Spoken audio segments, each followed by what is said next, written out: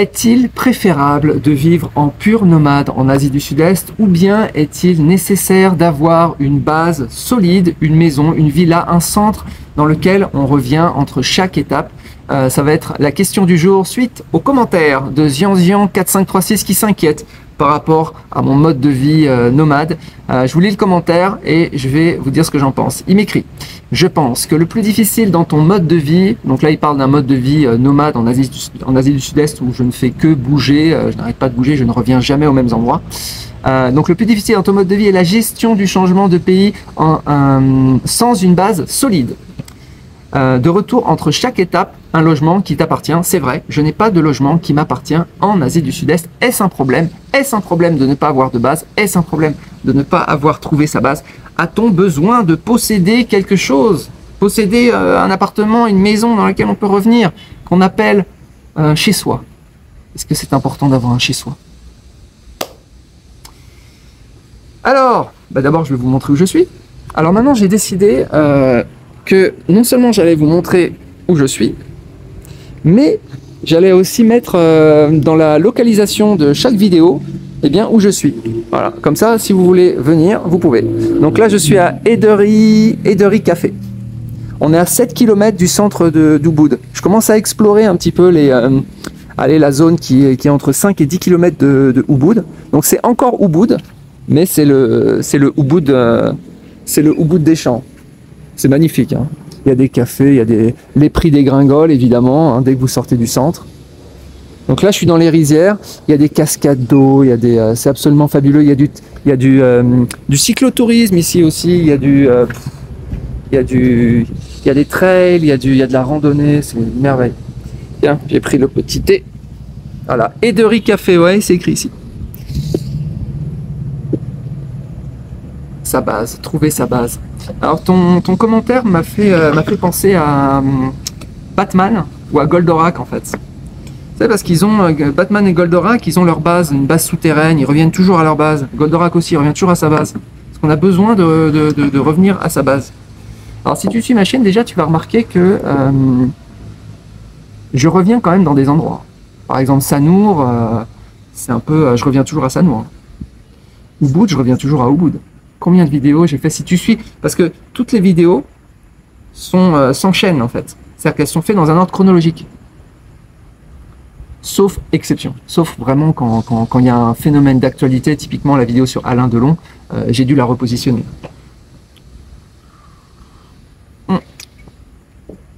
Jasmine Tea. Alors, ensuite il y a un commentaire de Picky Wolf 2728 qui dit: t'en as pas besoin, posséder c'est la mort de la liberté. Et ensuite il y a Picky Wolf 2728 qui dit encore: on en reparle quand le confort moderne sera, ah ça c'est la réponse de Zianzian, quand le confort moderne se sera effondré dans quelques années. Donc le fait de posséder quelque chose, ça nous évite des problèmes quand tout va s'effondrer, parce qu'on aura encore notre maison. Voilà, et si moi je n'ai pas de maison, je serai dans la rue. Ici. Posséder aujourd'hui c'est survivre demain. Je suis pas d'accord avec ça. Je suis d'accord avec rien de toute façon par rapport à tous ces commentaires. C'était faux pour la génération précédente, mais vrai pour toutes les générations d'avant. La nature va reprendre ses droits. Alors, je me doute bien que cette vidéo va être un peu compliquée, surtout pour ceux qui n'ont jamais été propriétaires, tous ceux qui n'ont jamais possédé en fait un appartement, une maison, voilà, qui n'ont jamais été propriétaires et qui rêvent d'être propriétaires, qui rêvent de rentrer dans des lieux avec des murs et voilà, qui touchent les murs et qui puissent dire: ces murs sont à moi, j'en suis propriétaire. C'est un sentiment de propriété. Voilà. Ceux qui n'ont jamais été propriétaires n'ont jamais vécu ce sentiment de propriété. Sentiment de propriété qui, je dois vous l'avouer, est une illusion. Mais j'ai été dans cette situation, c'est-à-dire que je suis passé par là. Donc je sais de quoi je parle. Vous n'êtes pas obligé de me croire sur parole. Certains vont acheter une maison à crédit et puis voilà, ça va être leur maison et quand ils auront fini de payer le crédit, ils seront chez eux, ça sera leur petit bijou, leur petit tombeau. Et ils vont rester voilà, chez eux, c'est chez eux. Cette maison, les murs font partie de leur corps en fait. Alors moi je suis passé par là, j'ai été comme ça. C'est mon premier appartement que j'ai acheté, où j'ai vécu à l'intérieur. C'était un studio à Paris. Et pendant quelques semaines, quelques mois, j'ai eu ce sentiment de propriété. J'étais chez moi. Je me sentais chez moi. Sauf que quand j'ai eu mon deuxième appartement, bah, j'ai plus vu le premier comme un investissement. Puis quand j'ai eu mon troisième appartement, puis quand j'ai eu mon... à la fin, en fait, on se rend compte que c'est une blague. C'est une blague, ce sentiment de propriété. Alors, comment se sentir chez soi? Alors, je vais vous répondre pour moi, de quoi j'ai besoin pour me sentir chez moi. Parce que je me sens chez moi quasiment partout. C'est-à-dire que je suis arrivé avant-hier à Ubud, j'ai pas pu réserver le homestay où j'avais l'habitude de réserver, en fait. Disons que j'ai une liste de préférences, okay. Mais j'aime bien tester des nouveaux homestays. Bon, il se fait que là, j'ai réservé un nouveau. Franchement, je suis chez moi. Après 2 jours, je suis déjà chez moi. Okay. Le homestay, vous savez, il y a des familles, une famille balinaise. J'ai tout ce dont j'ai besoin. Elle me prépare le petit déjeuner le matin, c'est inclus. Je paye combien? Je crois que je paye 13 euros. 13 euros, un lit magnifique, une chambre largement suffisante, de l'eau chaude, de l'air conditionné, tout parfait. C'est l'équivalent d'un 5 étoiles à Paris. Je rigole pas, hein. J'ai été dans des... Alors 5 étoiles, j'exagère un peu. Mais 4 étoiles, c'est sûr. Parce que j'ai fait beaucoup d'allers-retours entre Londres et Paris. C'est-à-dire que moi, quand je venais à Paris, en fait, j'étais en déplacement professionnel. Donc je faisais des allers-retours et on me logeait dans des... Donc je connais très bien tous les hôtels 4 étoiles du Paris 16e, par exemple. Et je peux vous dire que la qualité est supérieure. À 12 euros ici, la qualité est supérieure que on est à peu près, enfin à l'époque, on était à 350-400 euros la nuit pour un 4 étoiles dans Paris 16e Nord. 12 euros, 400 euros. Alors pour me sentir chez moi dans un lieu, en fait, j'ai pas besoin de beaucoup de choses. Et je vais vous dire exactement, parce que je suis très clair avec moi-même sur ce dont j'ai besoin pour c'est même pas m'établir une base, c'est-à-dire me sentir juste chez moi. J'ai besoin d'un ciel bleu. Aujourd'hui, il y a un petit peu de ciel bleu là. Ok. Donc ça, j'ai besoin de la chaleur. J'ai besoin d'un rayon de soleil.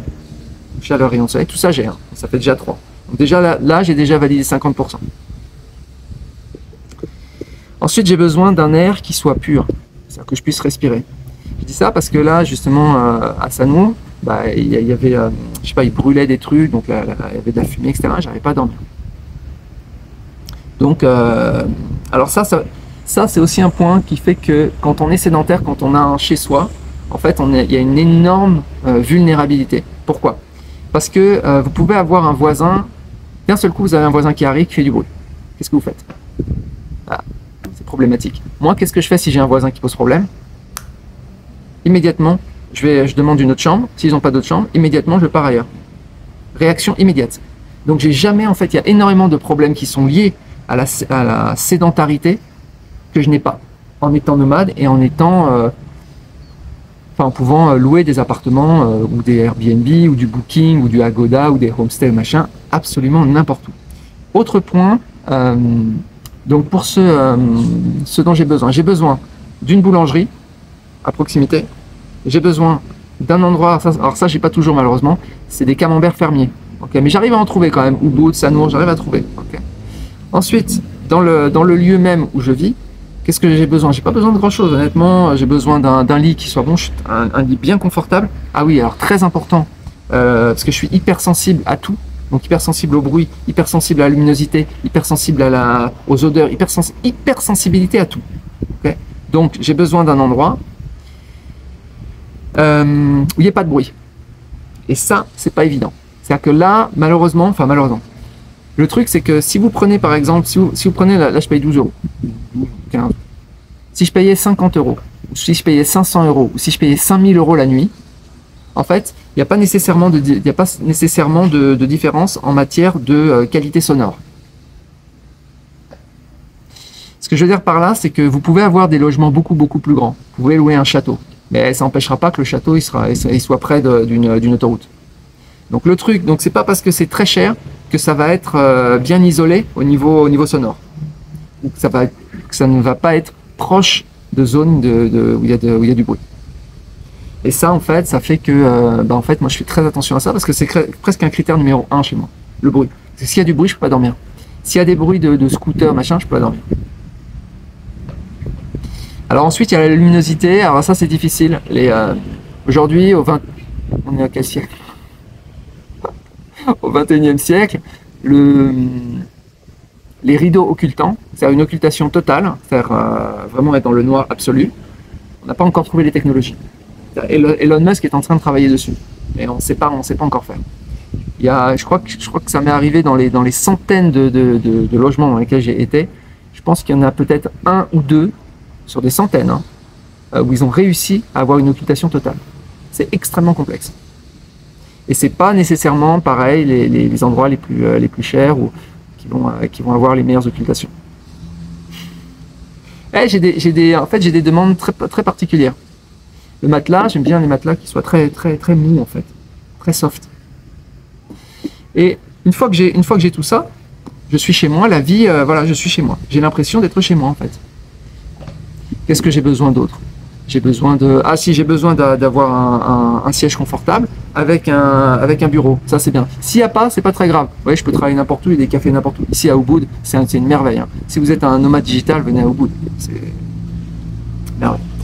Donc, Camembert, on a vu. Alors, si j'ai une belle vue, c'est mieux. Mais c'est pas obligatoire parce que, voilà. Si j'ai une belle vue, en fait, je vais avoir tendance à rester à l'intérieur de l'appartement. Si j'ai pas de belle vue, en fait, je vais aller explorer les environs. Et voilà, par exemple, comme aujourd'hui, voilà, j'explore, je trouve des cafés, je trouve des endroits, des rizières, des machins. Franchement, le truc, c'est que pour moi, les meilleures expériences, elles viennent de l'exploration, elles viennent des découvertes, elles viennent de tout ça, quoi. Voilà, ce café.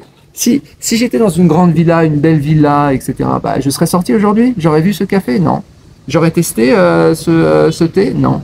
Vous savez, il y a du thé particulier, en fait, une production de thé particulière à Bali. Vraiment, voilà, alors j'ai besoin de quoi? Des femmes, si possible. Il faut qu'il y ait des femmes sur la zone. C'est-à-dire, Tinder, j'ai plus, ils m'ont banni, mais j'ai encore ici, j'ai le Bumble, j'ai le Badoo, etc. Pour tous ces détails pratiques, hein, je vous rappelle, il y a toujours le programme Gamma Epsilon que je suis en train d'étoffer au niveau du business en ligne. Ça va être explosif. Je ferai des annonces. Parce qu'il y en a beaucoup qui veulent partir, qui m'ont dit, eh oui, ils vont partir, mais il faut gagner de l'argent. Donc, très bien. J'avais fait quelques vidéos sur le business en ligne. Je suis en train d'exploser le truc pour vraiment de A à Z pour vous faire gagner de l'argent.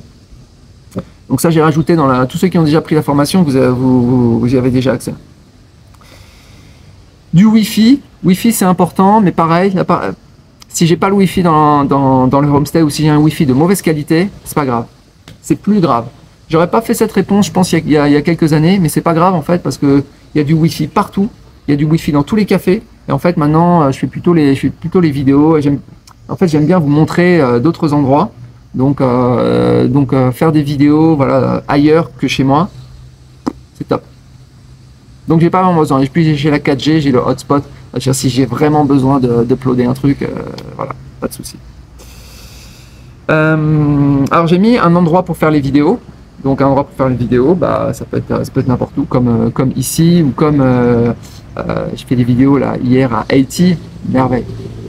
Je vais retourner là-bas, merveille.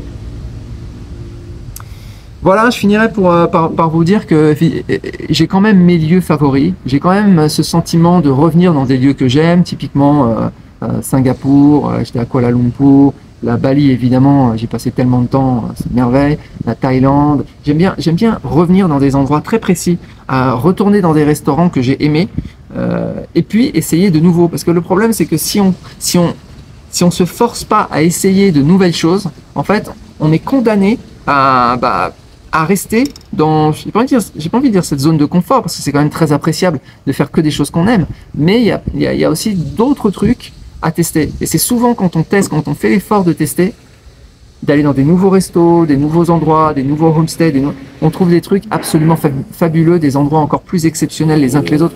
Vous imaginez si j'étais resté à Paris, dans mon chez-moi, misère. En plus, la facilité aujourd'hui, c'est qu'avec Agoda, Booking, Airbnb, tu réserves n'importe où dans le monde en une fraction de seconde. Avec ton téléphone, tu as juste besoin d'une connexion et c'est réglé. Donc, j'ai l'impression que pour moi, ma maison, en fait, mon chez-moi, bah, c'est Agoda. ou Airbnb ou Booking. En ce moment, je suis plutôt Agoda et Airbnb. Je vois pas le. En fait, pour moi, c'est même plus facile Agoda que d'avoir sa propre maison, sa propre villa. Parce que quand on a son propre truc, en fait, il faut le gérer. Tu peux pas le laisser. Je vois par exemple, il y en a qui veulent partir de Bali, ils ont des villas. Bah, ils peuvent pas partir de Bali. Ils veulent pas partir de Bali parce que ils se disent j'ai besoin de vendre ma villa avant de partir. Je peux pas la laisser avec les intempéries, avec les fuites d'eau, avec tous les problèmes qui peuvent arriver. Bah, donc ils sont en fait avoir quelque chose, posséder quelque chose entre guillemets posséder, hein, parce que c'est que des leasehold, c'est que des locations long terme. On pourrait revenir sur ce sentiment de propriété. Même en France, quand on dit on est propriétaire en pleine propriété, en réalité on reste locataire de l'État puisqu'on doit payer une taxe foncière. Taxe foncière qu'ils peuvent doubler en une fraction de seconde, comme ils l'ont fait à Paris. Donc, c'est vraiment, en fait, pour moi, en fait, on est d'éternels locataires. Il y a des locataires de très long terme avec les leasehold. Il y a ceux qui sont en pleine propriété, ils restent locataires de l'État. Et puis, il y a ceux qui font comme moi, qui ont accepté leur vraie nature de locataire et qui font du Airbnb, du Booking et ça coûte encore moins cher. Hein. Faut voir parce que booker des trucs à 12 euros, à 13 euros, imaginez, vous multipliez par 30 et encore, si je le bookais au mois, vous divisez par 2. Hein. Je le book au mois, ça va me coûter quoi? 150 euros, 200 euros. On est dans le centre d'Ubud. Hein. Ah, ils vont me dire encore qu'ils vont me dire mais où, c'est pas possible. Tu prends Agoda, tu cherches les homestays, dans les petites rues sinueuses, tu vas les trouver et tu tries par prix croissant. Tu vas voir, ça commence à 8 euros. Il y en a qui osent pas booker comme ça, ils me disent ah laisse tomber man, c'est des trucs c'est pourri. Mais c'est pas pourri hein. Ils sont aussi bien 8 euros et moi j'ai testé des trucs à 10 euros, j'ai testé des trucs à 75 euros la nuit. Je peux vous dire, je suis revenu au truc à 10-12 euros. Ça vaut pas, honnêtement. C'est souvent, en plus, il faut voir un truc, c'est que moi j'aime bien quand il n'y a pas de piscine. Pourquoi j'aime? Parce que quand il y a une piscine, il y a des enfants. Qui dit enfant dit bruit, dit pleurs, dit larmes, etc. Donc en fait, je book des trucs sans piscine. Sauf que la plupart des gens qui viennent en vacances ici, ils veulent booker avec une piscine, ils veulent avoir tout le confort. La vérité, c'est qu'ils ont la piscine, mais ils ont aussi le bruit. Voilà. Moi, j'ai le calme.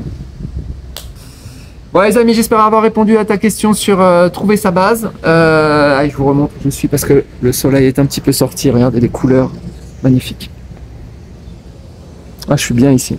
Il y a un café, hein. Il est très beau hein, le café, il est un petit peu plus loin en fait. Il y en a qui vont me dire que je suis encore au milieu des champs. Bon les amis, à bientôt.